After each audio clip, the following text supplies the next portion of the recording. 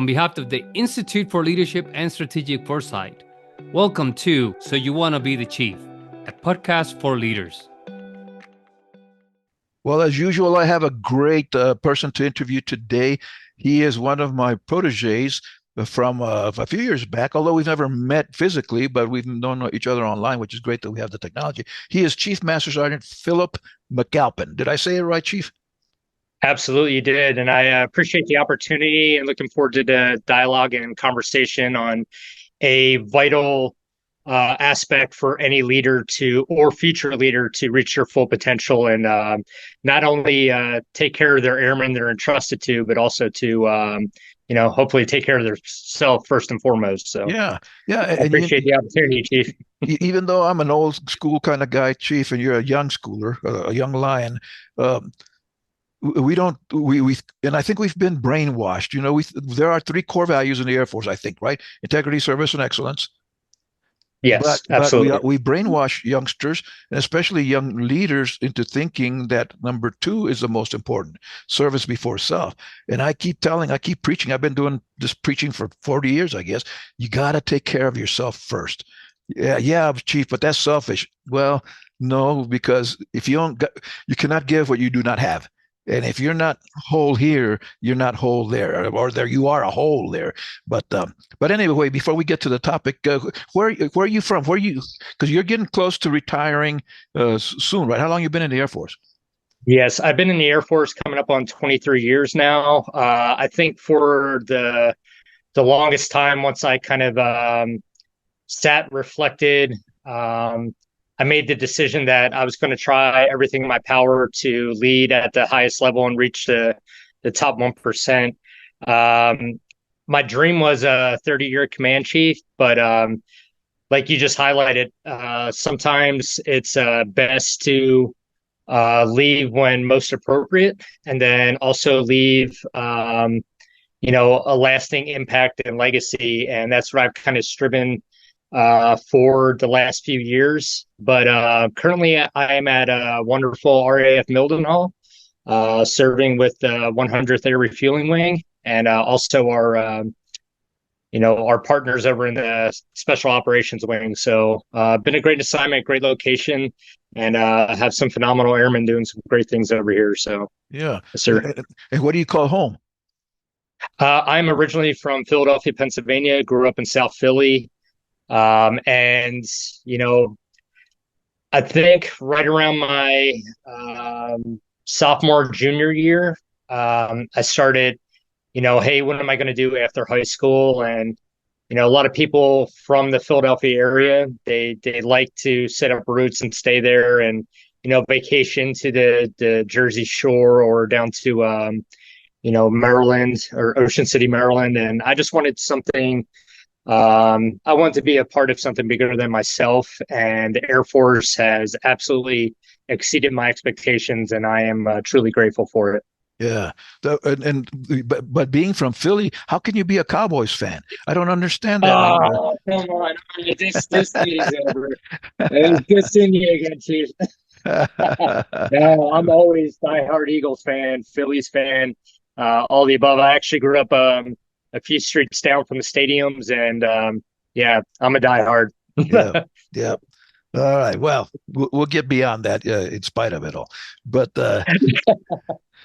and you're now are you've been a CE kind of guy or special ops? What have you been doing the last 20 years? So yeah, I grew up in the CE community, civil engineering community, but when I was an A1C.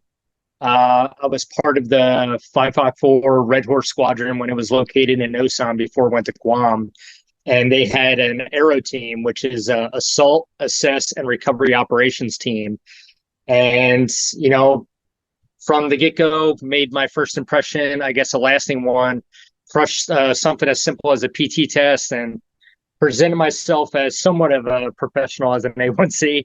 And they invited me to join the team. So from there, it kind of escalated, went to a couple more Red Horse assignments, found myself in their airborne program, and kept the mission moving as far as like infrastructure readiness and contingency and engineering within the GWAT.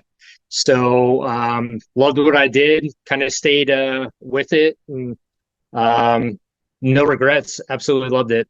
But when you walk through one door or opportunity, normally several others present themselves. So I was also hired as an Army Airborne and Jumpmaster School instructor, and thrived in that arena.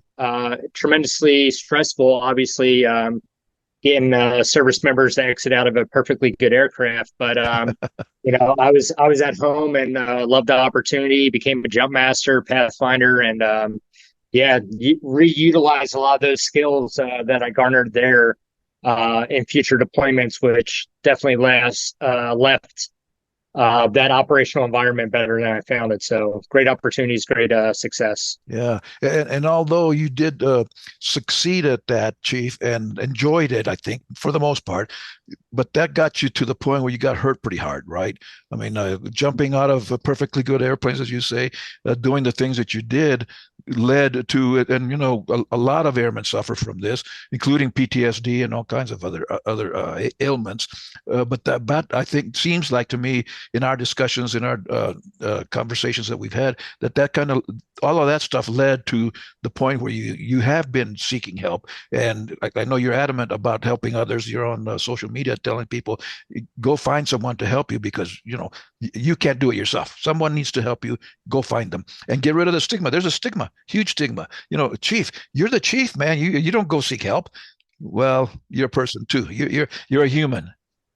Yeah. So anyone that can relate, unless they're from the San Antonio area, I'm pretty sure they flew to BMT. And in every flight, what's the procedure they go through? How to put your mask on first before you put on someone else's mask. And that's absolutely relatable because regardless of how passionate you are as a leader, if you're not taking care of yourself, there's no way you're going to be able to take care of others. And sometimes that's at the most critical time that they may need you to be at your absolute best as a leader. And if you're struggling, your ability to assist them is going to struggle as well. So, and just like you said, sometimes different positions or whatnot will have particular struggles. Ones that's coming to my mind now is, unfortunately, exiting people out of aircraft, like I said, during my tenure at now Fort Moore, Georgia, and the airborne school community, we had a few, young service members pass due to, the inherent danger of exiting an aircraft. So, and that could happen anywhere, from, young members struggling with transitioning to the military way of life, or being separated from family and loved ones, to just having difficulty adjusting to the roles and responsibilities that are entrusted to members throughout every rank and position. So like I always say, seek help early and often, because if you start to neglect it or try to distract yourself from actually seeking that help, what you'll find is those potential barriers you can navigate turn into absolute obstacles, and it ends up becoming compounded. And that's when you start to really feel the ramifications of delaying any, seeking any assistance. So yeah, and it almost ironically, Chief, this is the way I was brought up, and probably most of us are as chiefs, is that we preach that go take care of yourself. Leave. I remember taking leave one time when I was still on active duty at Ramstein. Our building also housed the education office, and I was working on my master's degrees. And I went upstairs to talk to Heidi, is her name, Heidi Kennedy, and she was the administrator for the college things that I was doing. And anyway, I was in civies, and I went up there, and I was talking to her, and I said, "You know how you can tell whether a chief is on leave or not?" And she said, "How?" "Well, he's at work in civies." And I thought that was so cute, and she didn't like it. She said, "What are you teaching your airmen?" Oh, crap. She says, you're modeling the opposite of what you're preaching. You tell them go take leave. You tell them to take care of themselves. All of that stuff that we preach. Somewhere we get taught that, but you're not modeling it because you're doing the opposite. And they're watching you. And guess what they're going to do? They're going to come to work in civvies on their leave. And I thought, wow, man, that's true. Absolutely true. So we got to model that stuff, not just preach it. You need help, go seek help. Yeah. And, those, the stigma goes, there's second and third order effects of that. Because the first thing I think of now is like, if they're doing that and they're trying to take leave, what's their home front look like? Because they're supposed to be taking leave and then also, enjoying that downtime and maybe even a little decompression with the family. But how's that struggle with their significant other or their children? And then if you miss those opportunities, again, it comes to potentially compounding and those obstacles becoming full blown barriers. And it's tough. I mean, we're all human. We definitely put on the team uniform, but at the end of the day, we are all humans within that uniform, and we need to kind of show compassion and assist each other as much as we can, because the one day that someone potentially, I don't want to say falters or fails, but I would hate to see someone fail and not fail forward because of something they could have prevented or even foreseen coming with some of those flags going up. So Yeah. Yeah, I've recently been talking to my pastors. I have three chaplains that take care of me, and I remember one of them who worked with me at the Air Force Academy. We were having this. We were walking and having this discussion, and I asked him, Chappie, who do you guys go to? We come to you. Chaplains is a great resource for everything. For everything, it doesn't have to be religious. That's anything. And so I asked, who do you go to? He says, Chief, I go to you. Oh crap! Oh, well, that put me again. Gave me another different perspective. But I think one of the groups that we seldom think about being helpers to us are our peers, Chief. When I became a senior enlisted advisor at Fairchild, what, in the 93, 94 area, and Chief Dave Campanelli, the Chief Master Sergeant of the Air Force number 11, who was a good friend of mine, says we're having discussion. He's yelling at me. I mean, he's mentoring at me, and and he says the first thing you got to do, Bob, is find someone to talk to, because this is a tough job. Find someone you can talk to, and I did. Jimmy Thies, Chief Master Sergeant Jimmy Thies, who had been a senior enlisted advisor at Misawa. And it was great to have him, because I had, and I don't know if you remember, but I got there like 3 or 4 days after we had a shooting at the hospital on Monday and a buff crash on Friday, same week. So tough times, and I really needed Jimmy sometimes just to talk to. And I think, again, as a chief, find another chief, or even a colonel or someone, one of your peers, to help you out. Seek that help. absolutely. And also, like, I don't know, like my time frame, like trying to set myself in the most advantageous positions to, learn, grow, develop, and even progress. The COVID hit me the hardest, I think. Not only stateside when I was at the Army Sergeant Major's Academy, but also later on when I went to Korea and just isolated in my dorm. I'm a very social person. I think I failed myself in not continuing to seek out that support network, and it was very difficult to navigate that during that time. But also, I would say those resources are out there, and I think are being very much underutilized. Anything from the MFLAC to mental health. I did a mindfulness group earlier today, ironically, and they said the same thing. Like, never did I think I would come to a mindfulness group and see a chief in here.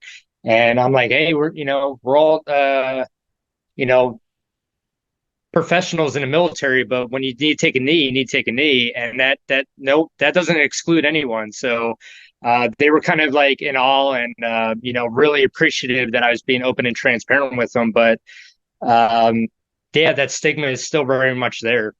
Yeah. And I think we have to be observant of that too, Chief. I have a very good friend that we served here at USAFA for a couple of years that I didn't know until after he retired. In fact, he wrote a book about it, that he had been suicidal. And I mean, for anyone to get to that point that's to get to the point is bad enough. Luckily, he didn't attempt it, but still to get to that point was tough. And I really felt badly. I still do, that I wasn't observant of any of that stuff. That maybe, and I think in my experience, you can't really tell whether someone gets to that point, but you got to be open. And I think, especially as a chief, with your peers and even with your followers, tell them, hey, we are human, and I'm willing to do. If nothing else, I'm willing to listen to you. That may be all they need. Which is, if that's all they need, that's wonderful. But I think it goes both ways. Seeking it and offering it is important too. Yeah, absolutely. And I gotta, I'm going to call him out. Chief Daniel Robinson here, fire department chief, and now the 100 Missing Support Group chief, just has been an absolutely solid, not only leader, but supports a strong link in my support chain that, I mean, I'm eternally grateful just for him and his compassion and trying to help people as much as he can, and just a phenomenal human being. Yeah, I mean, it's absolutely vital to have those that stuff. And I think, like, just how you highlighted, it's hard and difficult to realize just how what's going on in someone's mind, because it's very easy to put on the professional face and get after work day in and day out. But I would caution anyone that feels like they could potentially be doing that. It could lead to autopilot. And then that's where you're not even realizing within your own self those identifying factors that could lead to burnout. And I would say that that's something you absolutely have to be aware of, because it's absolutely incredible to bounce back from and very difficult. So I'm just appreciative and grateful that Chief Robinson is not only a peer, but a brother. Yep. And Chief was one of our guests on the show. Oh, was he? Lesson 2 or 3, I don't remember, something like that. But anyway, I know him well, and again, another one that I have not met physically, but we've been together for many years. So, and another group, Chief, I think that maybe we miss out on, and although, at least in my perspective, which is a lot older than your perspective, I don't know that you know that, but I'm a little older than you. But our followers. Our followers are some people that might be able to help us. Again, like you said, we used to, and I don't know that we do anymore, but we used to put the chief on a pedestal. You got to bow to the chief and all that when you walk by her.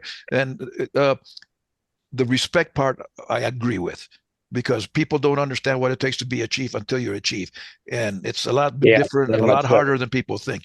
They think, oh yeah, you were selected and you were made into it, by God just shone a light on you and you're a chief. That doesn't work that way. But again, the followers, and especially more and more, and we've said this every generation, we've said this next generation of airmen is smarter than we ever were. And that is true. Every generation is. I don't know if it's physics, psychology. But the case is that's true. But those young airmen, there may be a young airman who you got to be careful so that you don't do anything that you shouldn't do, right? But nonetheless, they may be helpful in trying to get you through something that you're going through. And on the flip side of that, I just want to share a story at a particular location when we had a young airman, and I was just getting my feet wet as a senior master sergeant. So as the operations superintendent, I kept having paperwork come through and, LOC, LOR. And I'm like, what's going on with this individual? Like, what's the root cause of this? Stuff from unpaid credit card bills to phone bills to car getting identified for repossession. And brought him in, his supervisor and his section chief, and was just like, hey, man, like, we're noticing a trend here. What's going on? And in that one split second, that one conversation, he broke down. And this poor kid was sending every single cent that he had to his mom, who was battling, I think it was stage 3 or stage 4 cancer, but her prescriptions were astronomical. That was, what was that, 8 years ago, roughly 7 or 8 years ago. I still get thank you emails and like letters from that member, and he's thriving now. So having that one conversation at times could be completely life altering, for not only that member, but I always look at like, hey, what's the root cause of that? Is there something else that they're not sharing, or that, is absolutely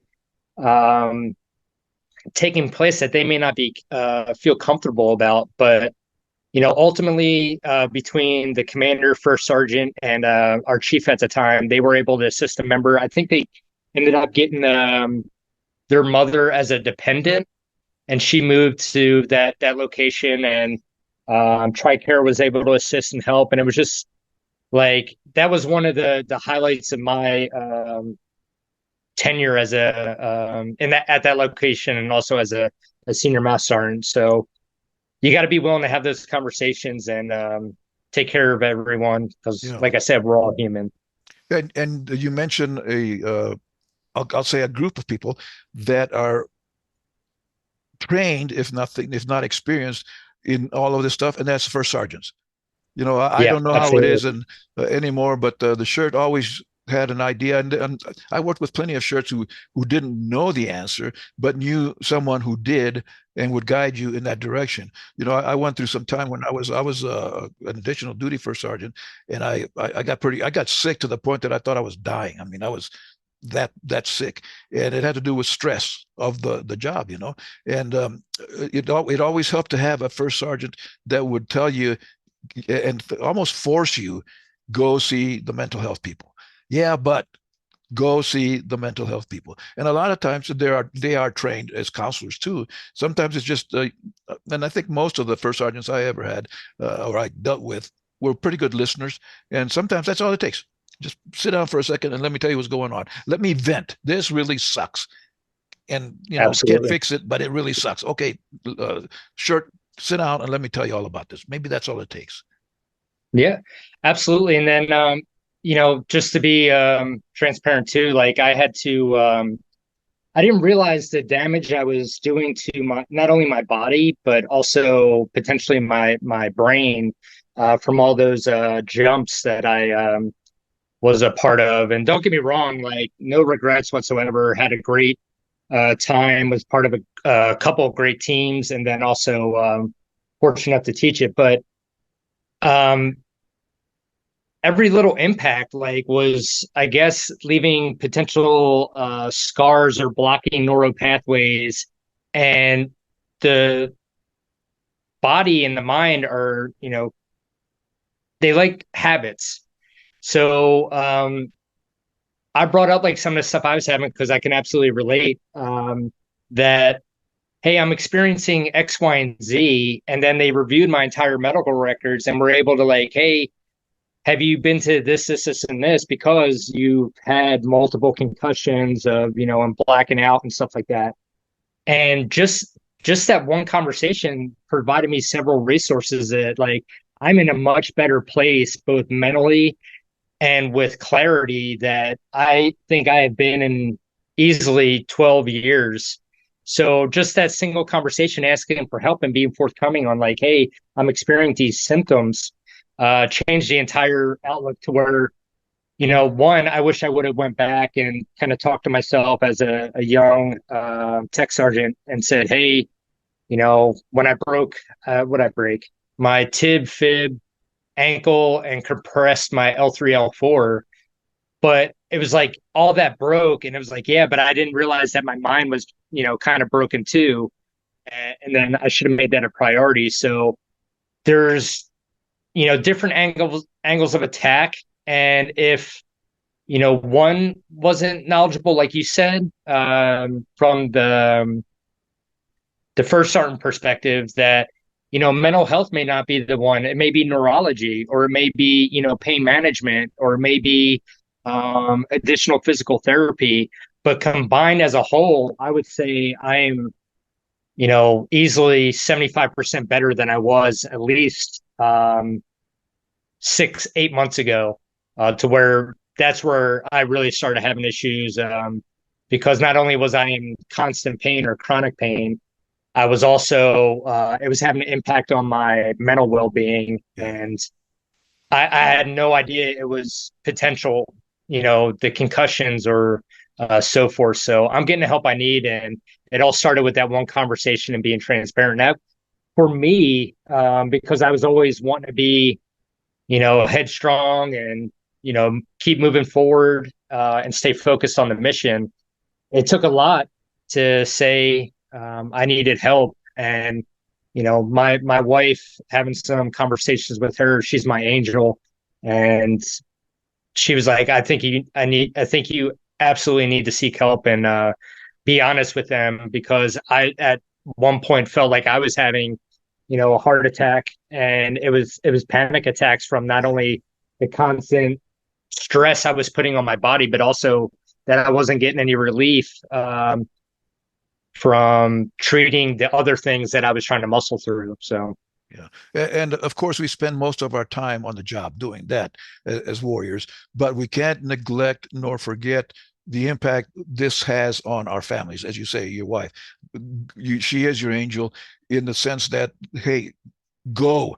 I'm going to force you to go because they know us better than not, the significant other. Because it's not just wives, husbands, and even family members. Your kids can tell you, "Hey, Dad, you're not the same," and that can be the catalyst that'll move you toward, "Hey, I need help." So, because you have 3 boys, I think. yes, 9, 7, and 5, and it's entertaining because I Entertaining. see my personality coming out in them a little bit, but they're just balls of energy, and they're loving life. They're getting involved in everything, and I love it. And you got to be there for them. Oh, absolutely, yeah. And in the moment, you think, and this kind of goes back to your brainwash thing, but I came in 9/11 time frame, and you know a lot of deployments, even more TDYs. And you kind of get in that mindset, like, hey, I'm here for that greater good. But how good are you going to be if you're giving everything, you know, just for that? And sometimes it's appropriate to take a knee and, hey, let someone else take that deployment. Or it was a matter of pride for me, but that pride, you gotta watch out. It's a double-edged sword sometimes. It is. It is. It is. Well, Chief, I thank you so much for investing the time. I know you're a busy guy, and the 3 kids, the wife, all of those airmen out there that you're taking care of. I appreciate what you've done for us for the last couple of decades, and I wish you the best of luck in whatever it is that you're going through, and that they get you all fixed up and ready to retire and have a good life out there. You have any idea what you're going to do when you get out, when you grow up? I have several possibilities, but I think mental health has opened my eyes up. And like you said, the stigma, I just want to help others try to understand and actually be able to make sound decisions based on their health, their mental health, and their overall well-being, and maybe be a catalyst for them to reach their full potential. I think every single chief would agree that we absolutely love taking care of people. We absolutely love taking care of the mission. And to make people even better, I think I would absolutely love and be proud of whatever efforts I was able to achieve in there. So I did want to offer one perspective, though, because while I was in treatment, someone brought up the point, and it shined on me, but not on them. There's definitely different angles of attack when it comes to help. And one thing I noticed, something as simple as your commute time in work, he went from driving 40 minutes to now living on base, and he was like, "This is the worst decision, this, that, and the other." And he wasn't able to connect the dots with how much that commute time allowed him to decompress. And sometimes it's as simple as that, and not to overlook that. So being very seeing what works best for you in varying situations. And it could be something as simple as a drive or commute home that allows you to be at your best both at work and at home. So I offer that because once we had a sideline conversation, like he was like in awe that it was something that simple. Right. But it could have great impacts on your well-being all around. So yeah. Yep. And again, there are a lot of experts out there that can help you with that. Your peers, your airmen yourself, that your followers, your spouses, significant others, and yourself. Absolutely. And I think it always starts, Chief, with me. I got to realize I need help. I have to. And you talked about burnout. Burnout doesn't happen all of a sudden. We think it does. No. All of a sudden, I burned out. No, you didn't. It's been creeping up in your life for 20 years or whatever. So a lot to be learned. And, and again, but on your behalf, on all of the chief's behalf, go find out what's going on, find an expert, find a friend, but take care of yourself first. You got to take care of yourself first. You cannot give what you do not have. So work on that. Absolutely. I, again, appreciate the opportunity. And as always, great to talk with you again, Chief. And absolutely love your words of wisdom. There's so much of it that it's just like I try to be a sponge because regardless of how long we had the stripe or the uniform on, it's these skills are life skills, and they're going to be something that you could take into your next career, or even mentor the next generation, whether it be my kids or other youth that are interested in being in the military. So thank you again for all the wisdom, and looking forward to the next opportunity to learn. So thanks, Chief. Well, thank you, Chief Philip McAlpin out in the UK. I don't know what the time is over there, but go get some rest. Absolutely. Will do, Chief. God bless you. The boys have soccer practice though, so. Okay. All right. God bless you, brother. All right. God bless you as well. Take care. Bye-bye.